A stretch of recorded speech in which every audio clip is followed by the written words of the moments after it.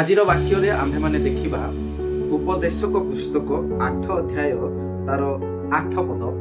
ସେଠାରେ ଅତି ସୁନ୍ଦର ବିଷୟ ଲେଖା ଅଛି, ଶ୍ୱାସ ବାୟୁ ଅଟକାଇ ରଖିବା ପାଇଁ ଶ୍ୱାସ ବାୟୁ ଉପରେ କୌଣସି ମନୁଷ୍ୟର କ୍ଷମତା ନାହିଁ, କିମ୍ବା ମରଣ ଦିନ ଉପରେ ତାହାର କିଛି କ୍ଷମତା ନାହିଁ।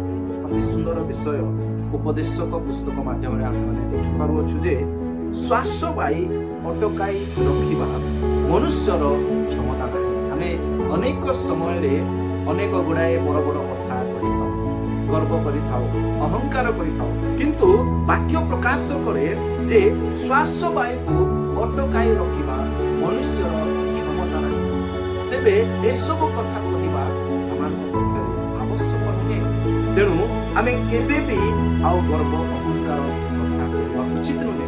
କାରଣ ଯଦି ଆମେ ଗର୍ବ କରୁଅଛୁ ତେବେ ଆମେ ଶ୍ୱାସ ବାୟୁ କ'ଣ ଅଟକାଇ ରଖିପାରିବା କି? ଏହା ଆମେ ଜାଣିବା ଆବଶ୍ୟକ। ତେଣୁ ବାକ୍ୟ ପ୍ରକାଶ କରେ ଯେ ଶ୍ୱାସ ବାୟୁ ଅଟକାଇ ରଖିବା କୌଣସି ମନୁଷ୍ୟ ଯେକୌଣସି ଲୋକ ଆଉ ସେହି ଶ୍ୱାସ ବାୟୁକୁ ଅଟକାଇ ରଖିପାରିବ ନାହିଁ, କିମ୍ବା ମରଣ ଦିନ ଉପରେ ତାହାର କିଛି କ୍ଷମତା ନାହିଁ।